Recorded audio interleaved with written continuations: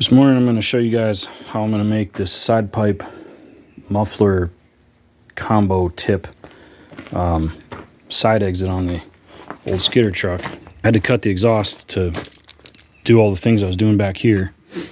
So it's small dual exhaust cut off. I need it to exit to the side. I'm not going to screw around radius bends and stupid expensive crap like that. I want it to come out here between the battery box and the cab. Come out right here and be supported by the battery box. So how I'm going to do it with absolute scraps of trash. Just normal, this is a normal person's garbage.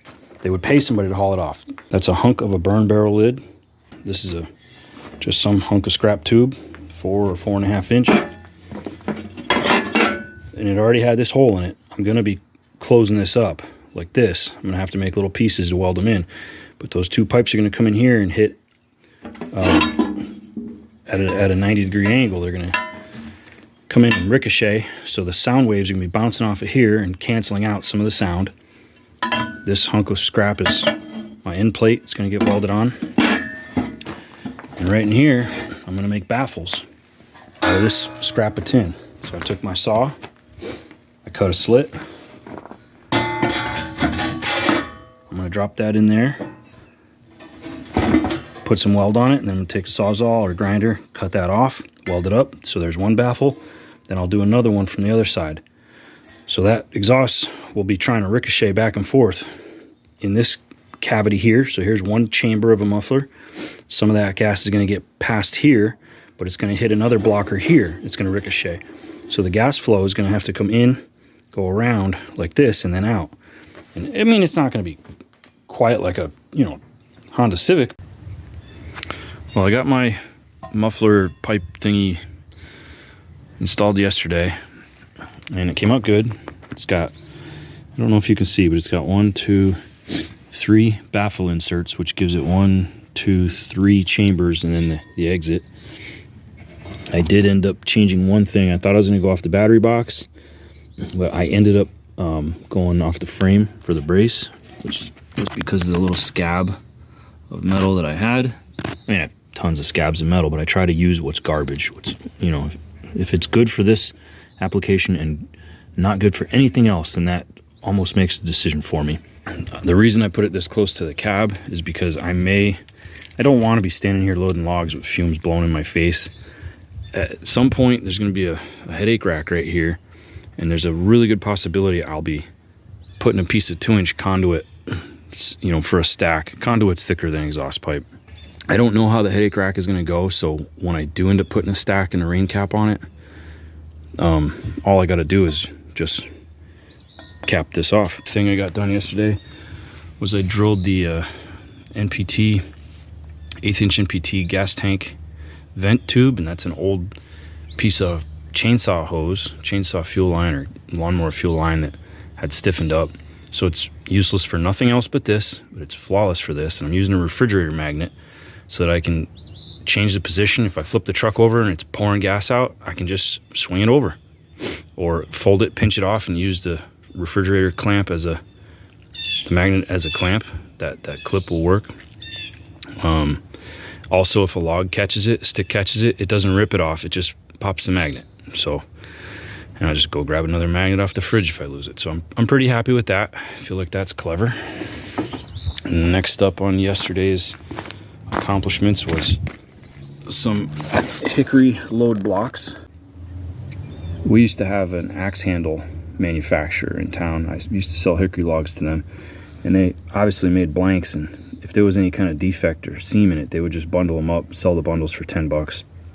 People would buy them for barbecue, firewood and stuff. And I bought a bundle or two, and I made a lot of stuff out of them, hatchet handles and stuff. I've still got a few left. Anyway, you can't find much harder than hickory. This stuff is ridiculously hard. And so just cut a wedge, hammer it in there. If you wanted more lift, you could hammer it in deeper or jack the truck up and slide it in deeper. Just hose clamp from the bottom. And that gives you, obviously, your helper is applied out here instead of down there. Probably the easiest suspension load capacity increase there is. But between that block there and these springs here, you can put a pretty good pile of weight on this and not squat it at all. So I do have to be careful not to overload the tires, but we'll see where it ends up going. Let me get this started.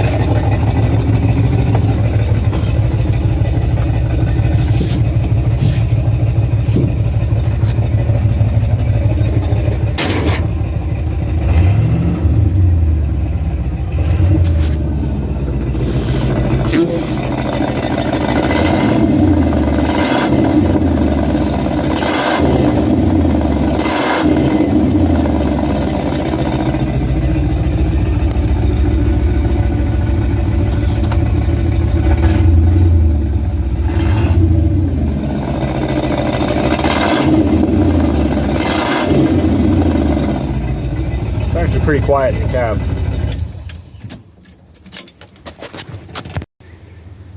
So what I'm doing right here is I'm pulling this axle shaft out, and I've done this before. This truck was my only truck for a while. It was my daily driver, but I didn't have to drive daily. I was a big rig over the road truck driver, so I only had to go to work like once a week. You know, I'd go on Sunday night or Monday morning, park this thing, jump in the big rig, and be gone for a week and come home Friday. So it was tolerable, barely, because I was only driving it a tiny bit. With a welded rear end, you can't have any weight on the back or you're going to tear up U-joints just continually. What I ended up doing was pulling out the passenger side shaft, because if you pull over on the side of the road, it's going to be, this tire is going to be in the grass, and your other side, your driver's side, is going to be up on the tar. So you could pull either shaft, but I pulled out this shaft, and I had a wooden cap just so I wouldn't lose oil, bolted over that, and I drove this thing with a service body on it for a good 6 months or so. And yeah, it steers a little. You know, if you romp on the gas, it's going to steer to the left. If you slam on the brakes, it's going to, well, actually, I don't remember if the brakes changed at all, but it definitely steered hard to the left when you got on it. And then when you let off, that's what it was. When you let off, it would yank to the right because you didn't even notice you were counter steering.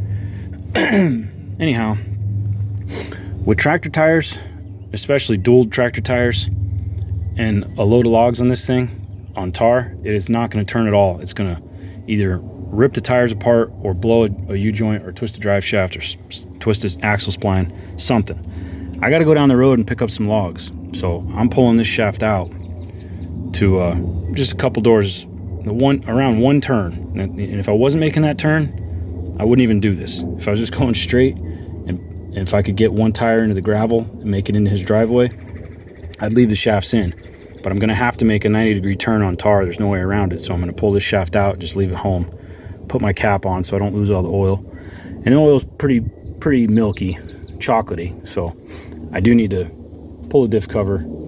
And I want to know what gears are in it anyway. Pretty sure they're 373s, but I want to know for sure. See if the welding job in it looks any good or not. I'm not the one who welded it, so I'll change the oil at that time.